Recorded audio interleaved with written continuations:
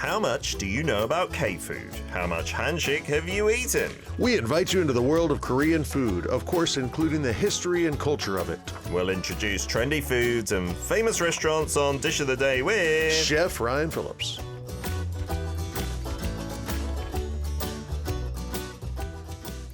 It is a Tuesday, and that means that Chef Ryan is in the studio with a dish that is filling the studio with a certain aroma today. How are we doing, Ryan? Did you have a good weekend? What was the weather like? A bit chillier than it has been. It was chilly, but no, I had a great weekend, man. Thanks. What did you get up to? Anything fun? Yeah, we did a pepper planting class. Oh! You know, it's kind of the last...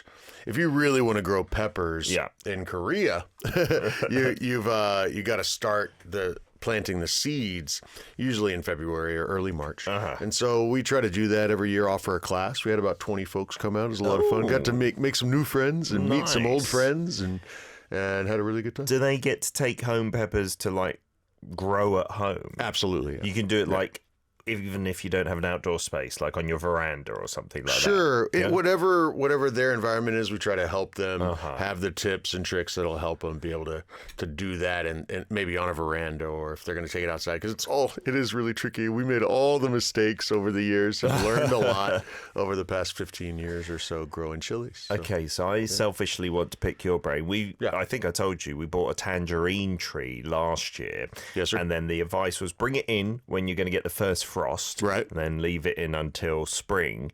But is it now good to put back outside? No, you take your time. Oh, really? Wait a little while longer. Okay. Yeah. Citrus does not like to go below zero, and we still got pretty good chance of going below zero at the 3 a.m. to 6 a.m. kind of time frame. So once we're out of that territory, it's all right to put it outside. Yeah, and to be on the safe side because there's wind chill as well. Yeah, be on the safe side. I'd let it go. Give yourself a little buffer of 3 or 4 degrees. Oh, thank you very much. I'm a bit worried. I'm not seeing any inklings that any tangerines are growing. It just looks like a green tree. Did you guys cut it back in the fall or Not just bring at it all. in? Okay. No. It's a good idea, I think, to cut them back because they're kind of going into hibernation mode. And so if you give them less to worry about, then they'll spring back better in the fall. You do that with just about anything. Peppers too. If you try to winter peppers, you got to cut them way back. Oh dear. All right. So no, it'll probably be okay. Don't fret. I heard many people though say when you buy it from the Yangjae Gochujang, well, that's where we got it, Yangjae Flower Market. They got loads of tangerines, and then what they always find is the next year there's maybe a tenth of that. Actually. Well, they're probably pumping them full of hormones to get them to fruit a lot so they can sell them. All right, fingers crossed. Yeah. Today's hashtag fortune, saying fingers crossed. Is there anything you do to bring luck and fortune to you or the farm or anything? Do you have a ritual or routine? It's funny you ask. Do you have something this is a weird? bit much. This is a bit much. But we have a volunteer, or a family of volunteers. Yeah. And the matriarch of this family, a lovely friend of mine, has some family traditions that go way back thousands of years. Oh, wow. To, I believe it's Central or North Central Europe. Yeah. And it's similar to the Celtic kind of traditions. Okay. But she's a good witch. Wow. I had it's too much information as well. I had one of my first girlfriends. Oh, yeah. Beautiful girl. Then suddenly she said, my family is a family of white witches. And I was like, what are you talking about? The modern family. Right? And I don't know, we didn't stay together long enough for me to learn too much, but my mind was blown. So they have certain things they do, pagan kind of things, maybe. Well, first finding this out, she had volunteered on the farm a number of times, and then one day she messaged me. She said, "Brian, do you mind if I burn and bury some things on the farm?" And I was like, "Should I be worried? Yes. What's going on?" And then she kind of explained. I was like, "Oh, sure, no problem." Wow. And the 2 rows where she had done that, they grew incredibly well that year. Wow. I don't know what's going on, but that's amazing. But yeah, we had the 3 or 4 meter tall sunflowers and the beets that were getting onto the verge of cantaloupe size. Wow. Yeah, and It was just amazing. So then the next year I asked her, hey, would you mind doing that for the whole farm? Yeah. Did she? And we joined together and we burned some stuff when we drank some mead. Wow. And and we kind of said, put some intentions on. I don't know. But it was cool. I like being open-minded. I think there's still so much that we don't know, right? And traditions from thousands of years ago, of course, there must be lots of nonsense things, but there must be things that kind of worked and then were repeated, and it was like, maybe we don't know the workings. Well, and this one was really nature-oriented. And I'm trying to grow stuff. Yeah. You know, and in an organic fashion. So it seemed like it fit pretty well. You need Mother Nature on your side, after all, yes. Today, I think it's in keeping with this because I think maybe in some European places and maybe across the world, today's main ingredient has certain connotations I've heard, true. right? Oh, nice segue, buddy. Yeah, we did it. Okay. Yeah. So what are we talking about today and why? Is it in season? Yes, it's totally in season. Okay. We're talking about ssuk today, or mugwort. And we have talked about this before because it's one of the very first things that you can harvest outside in this time of year.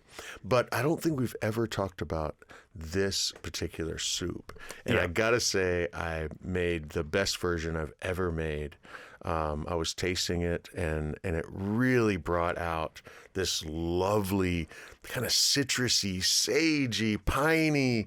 Mugwort has been used traditionally in medicine, in spiritual rituals of things of the past, and it's a beautiful flavor if done right. And all the times that I've made different dishes and we've filmed TV shows with ARIRANG with this ingredient, I think I really nailed it on this one. And I hope you like it today, and I hope we can portray the flavor to everybody watching today. Yes, so the main ingredient, mugwort or ssuk, which, you may be unfamiliar with because I don't think many non-Asian families would have used this in modern times so much. And then ssuk-guk, right? So mugwort soup, I guess, literally. Right, it sounds terrible. Yeah. It doesn't like the name does not sound appetizing. Mugwort. Mugwort, yeah. Yeah. Is it? Because looking online, right, when I was talking about superstitions, I just wanted to double check. And by apparently people in Europe, Asia, Native American tribes, historically it's been revered and a powerful herb. It can help with enhancing psychic abilities, quote unquote. But is it a modern herb that is used in like Western kitchens, mugwort? No, I don't believe so. Yeah, but it is probably growing in your backyard if you're in the northern hemisphere in a similar climate zone as us here. Really?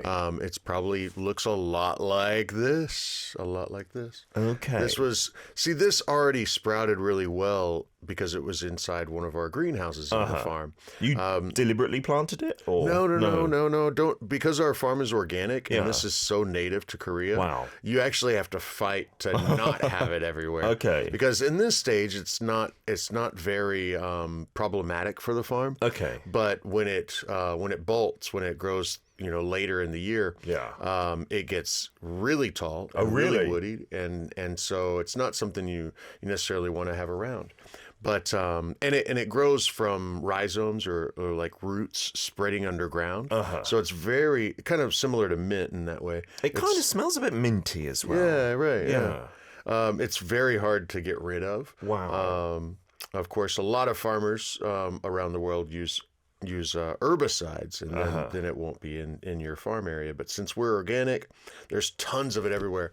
And I've had a lot of little old ladies come by the farm this time of year, and they'll ask. Hopefully, they ask. Yes. If they don't, if I don't mind if they come up on the farm and start snagging some. Yeah. And I'm like, please. Yeah.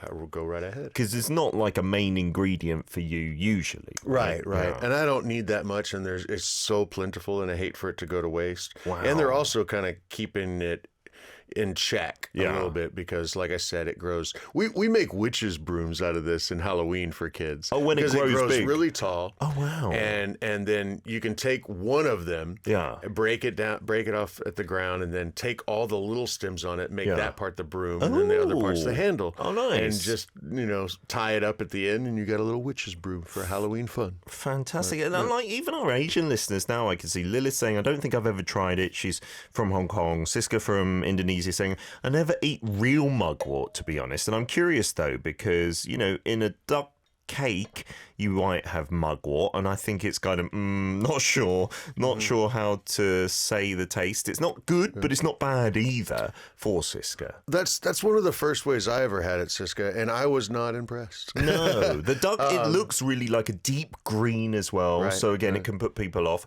And when I've eaten it, yeah, I don't know, I prefer other types of duck, to be honest. Right. And I think today when you taste this, I think you'll get the parts that you're supposed to get out of it. The way, maybe because this was grown so slowly through the winter in the greenhouse. Yeah. And maybe because of the layers that I built in here, adding it at different times, you know.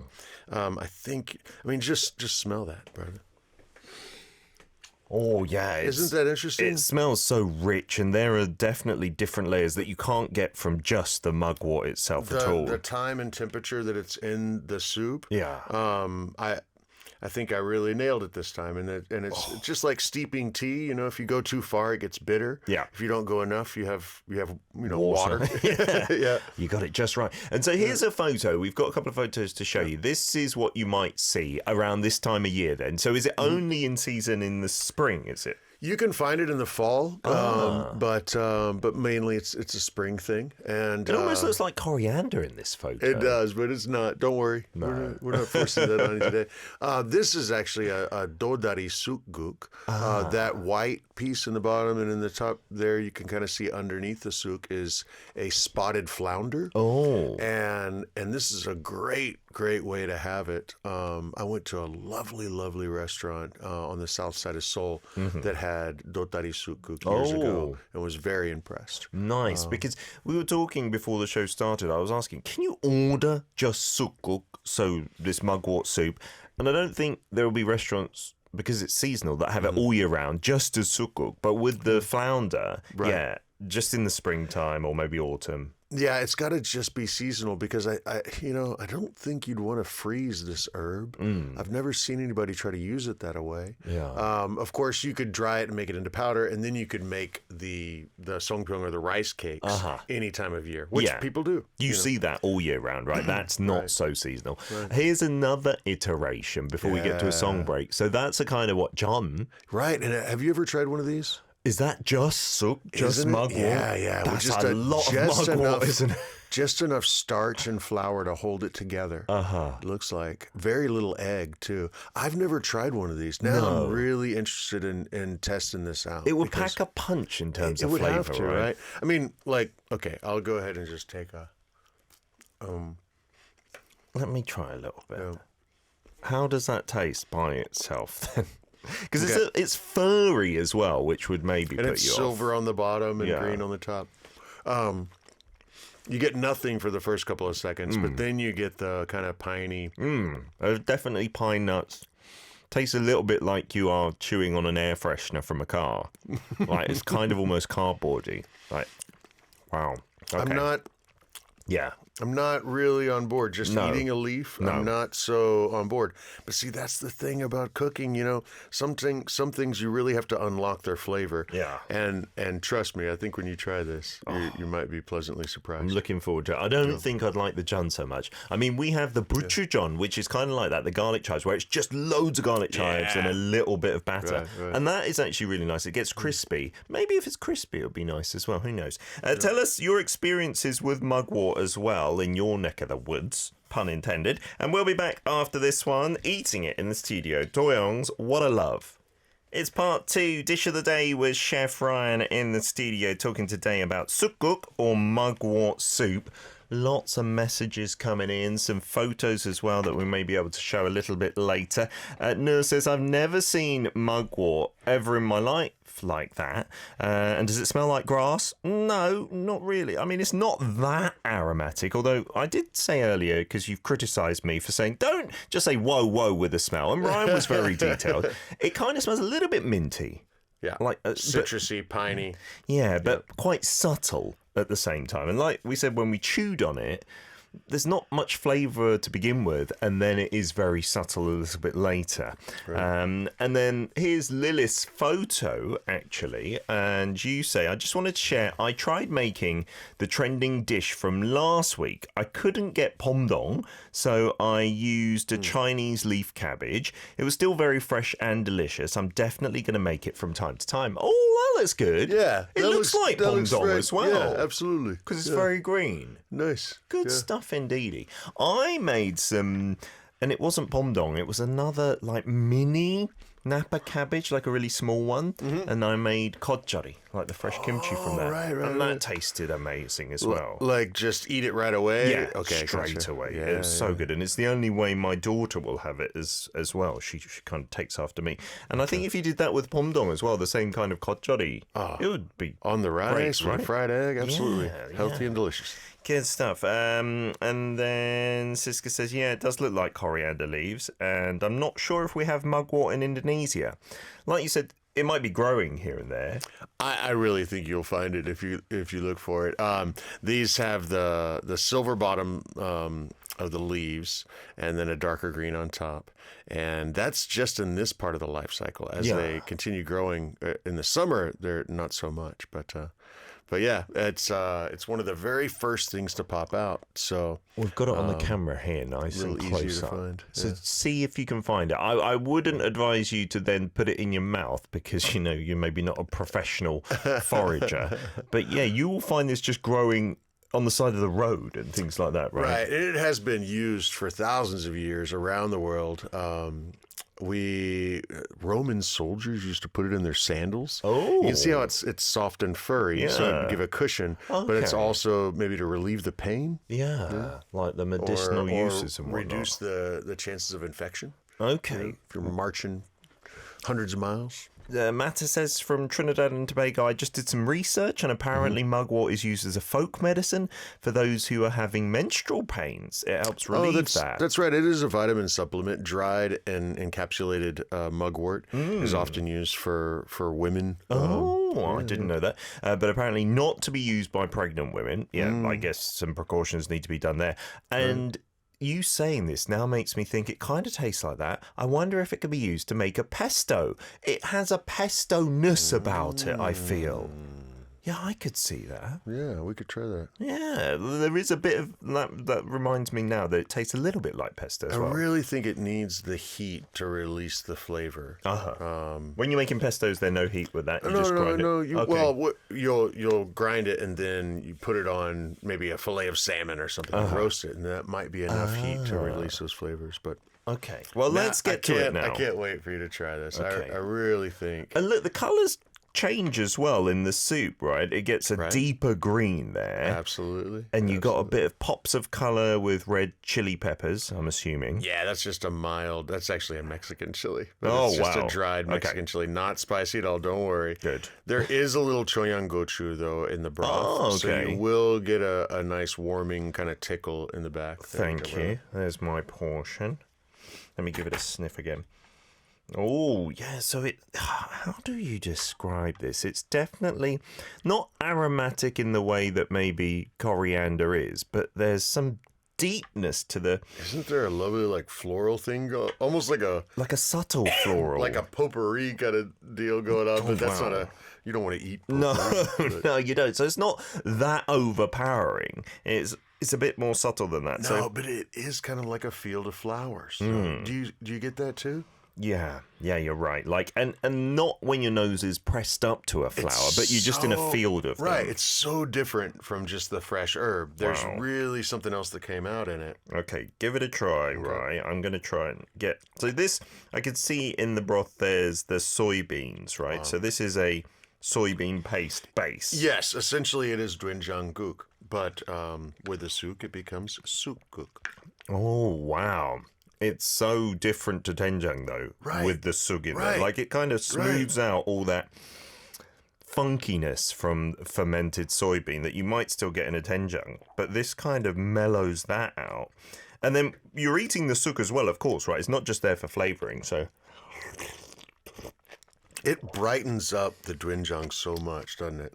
Wow. Is that a flavor punch? Yeah, if you chew on like a big amount. I haven't tried that yet. Every time you bite into it, it releases a little bit more. And you're right, it's really bright in your mouth, right? And it gives you that floweriness, but in a subtle, nice way as well. Much better than just the raw. Of course, right?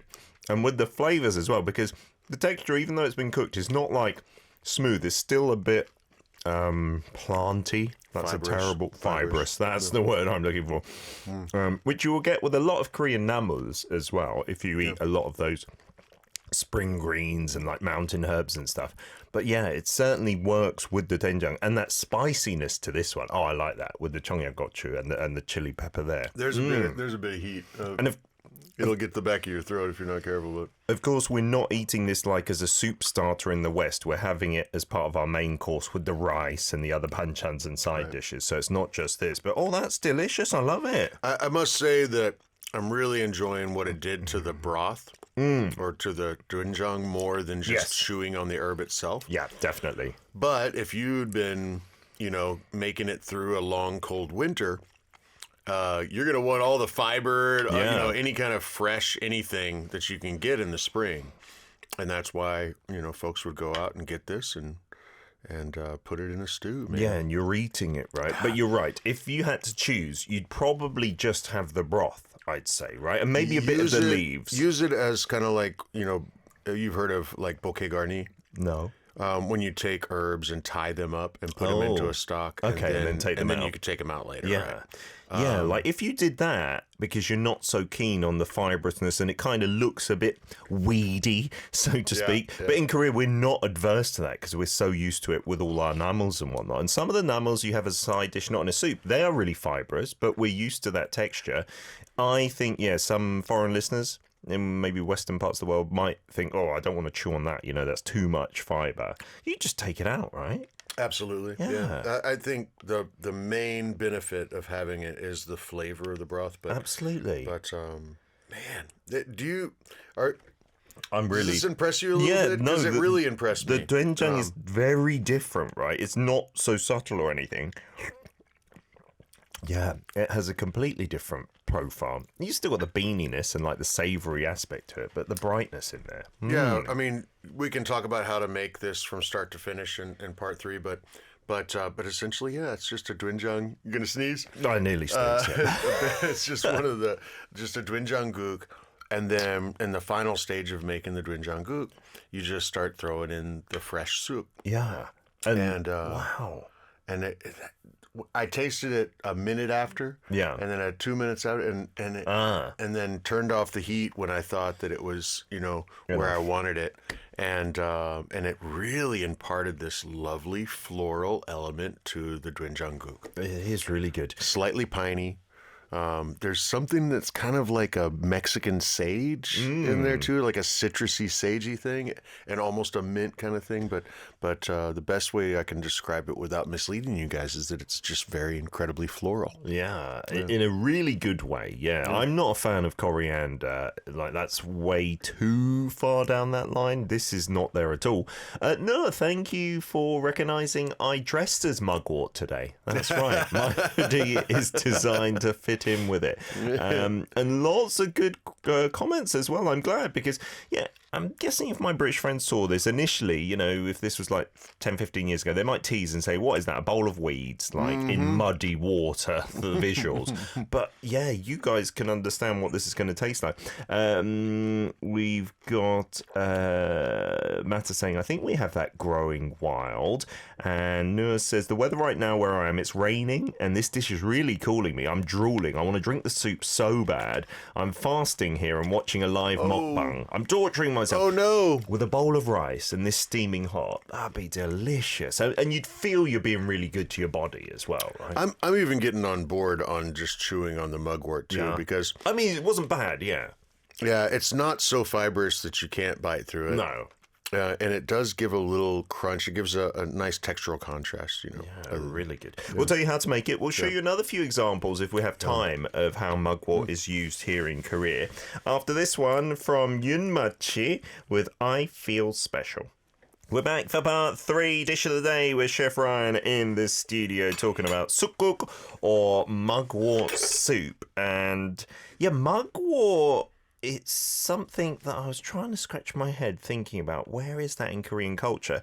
It's in the foundation tale, isn't it? The Dangun myth. Yeah, the bear has to eat garlic and mugwort. That's right. To become a human. Yeah. And that's what it does, right? Yeah. So it's long. Only garlic and mugwort. Yeah, that's the key. Can't go out and get any rabbits, but the tiger does. Yeah, and doesn't turn into a human. And does, but the bear sticks with completed the task. Yeah, so I think even then it had a positive, like, it was a very symbolic food, but it is also said to be something that, you know, if you're just living on, it's maybe not the nicest thing. The sustenance thing, yeah. Some questions. Ben says, how could you incorporate mugwort with K barbecue dishes? Because we often talk about, you know, all the sums and all the leaves, including the perilla leaf and whatnot that you'll find at K barbecues, but you never see mugwort there, right? Well, as a side dish, I could see that mugwort John at a table like that. Or actually this. Yeah. You know, a lot of K-barbecue, they're going to bring out a small doenjang for you. Yeah. And this time of year, I bet you some of them are doing ssuk-guk instead of just the regular doenjang. Yeah, not thinking about it like in a sam like that or on the grill together. That I don't think would work so well. I'm feeling like you really have to have the time and temperature to unlock the better parts of this herb. Yeah.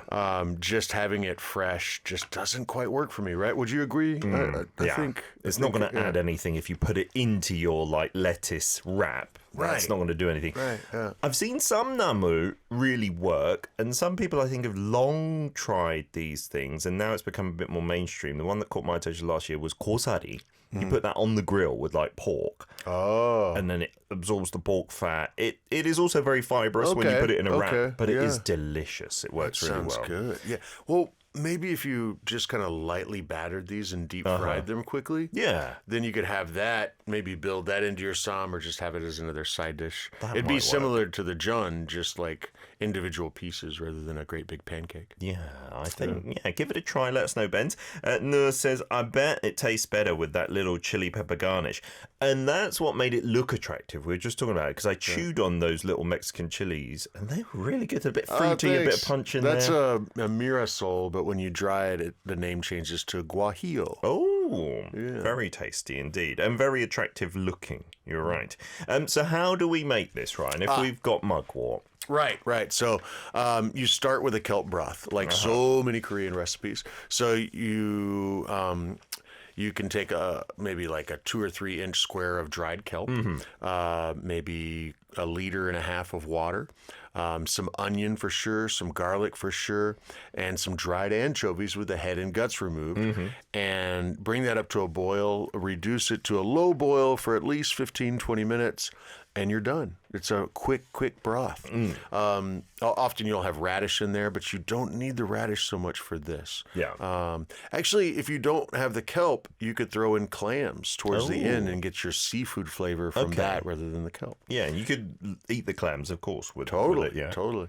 You'll often see the clams in a ssuk-guk as well. So once you've got your broth, then you're going to take your doenjang, your fermented soybean paste, and traditionally you hold it in the broth in a sieve, and then stir with a spoon through the sieve so that you break up all the clumps. Yeah, otherwise you can have like half beans and stuff at the bottom. Right. Yeah.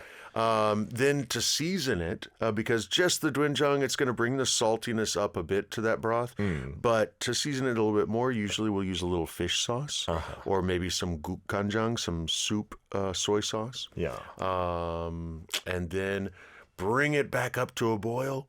And then start adding in your suk. And all I did when you harvest these, you clip them right at the base. So you kind of go just underground with your fingertips and just clip them and then yank off the root so there's no dirt there, you know, and give them a little rinse.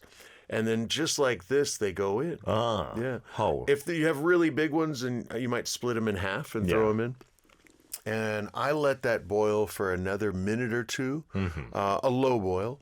and then turned it off, and I kept adding more, but then threw the lid on for a bit and let them kind of steep in there. Okay. And for this amount, I used about 2 light cups, or maybe 60 to 80 grams of fresh suk. Yeah. And got this flavor where we got it. It is perfect, right? And I don't think this would be too bad if you overcooked it a bit more. Maybe the flavors would get too much, but like the consistency and texture of the suk, it's not going to like disintegrate, I assume. Not the suk itself, but you will start to lose, I think, some of that flavor, that nice floral flavor. If you go too far. Yeah, this is actually, we were looking at it during the break. It's in the daisy family, which is maybe that's why it's so floral. Yeah, when you were describing a field of flowers, I was thinking of daisies, but yeah, it is the same one. And although you said it's also available in autumn, Koreans associate it with spring more than anything, right? It's one of the first greens to appear, so if they're having it. And we did many moons ago the nengi doenjang-guk, the shepherd's purse. Yeah. And this, I don't know, this is up there, because when I first had that, I remember saying to you, that's amazing. That's really brought out a different side to the doenjang, the soybean paste. This, again, a completely different side. Totally different. Yeah, the nengi's real peppery. Yeah, right? Yeah. And this is brilliant. So give it a try if you're fed up, because Koreans will often have doenjang soup or doenjang jjigae, the more thicker version, but you can get a bit bored and fed up. Adding these when they're in season, that certainly helps, right? Spruce things up. And that's why we love doing it in Korea, right? It just gives you a different flavor. Absolutely. And imagine again, one more time, I love this idea that these things became so popular because you just survived a tough winter. And then finally you can have something fresh on the menu again. And that would be the nengi, the shepherd's purse, the mugwort, the suk, or the dale, the little wild onions. It's your first bit of fresh sustenance after winter. All winter long you've had fermented foods and dried foods and reconstituted foods and grains and rice, but to have something back fresh on the menu is really important. To have that vitamin A, the vitamin B, the vitamin A, C, dietary fiber, calcium, iron, all in mugwort. Right? Yeah, and these things are kind of overlooked, right, in many other countries. Like you said, mugwort is everywhere, it seems, in the Northern Hemisphere, but we're not eating it. But Korea was so good at that, like getting every last ounce from the land, because it's kind of barren with the really cold winters, the mountainous terrain. Yeah, you don't need vitamin supplements if you eat healthy. There you go. Yeah. And so this is just a quick photo as we're finishing off. I thought it was an avocado for a second. A little bit. But this is the ssuk-guk, a bit brighter green. Looks like a chestnut filling on that one. Oh, that looks good, doesn't it? Or it could be pine nut. Yeah, but you get often the deep green, and sometimes it is like punctuated with little spots of suk that you can actually see, right? How it's been finely chopped or something. And these are made from dried powders often, so they're made year round. Yeah. Whereas dishes like this are really, really seasonal. Yeah, and there was one other photo, I think, before this, which was the pomori. Yeah. What's that? Okay, so we talk about rice cake a lot, and that uses glutinous rice powder or flour.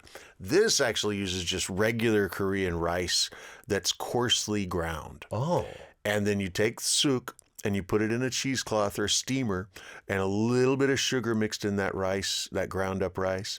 And then you can throw in other things like seeds and nuts and raisins, and you steam it a bit. Oh. And it's not super chewy like rice cake. Okay. But it does have, of course, a bit of chewiness like rice, right? Because of the rice powder. We made this. I'm gonna spill some beans here, but we made this for the TV show last year with ARIRANG, and I had never made it before.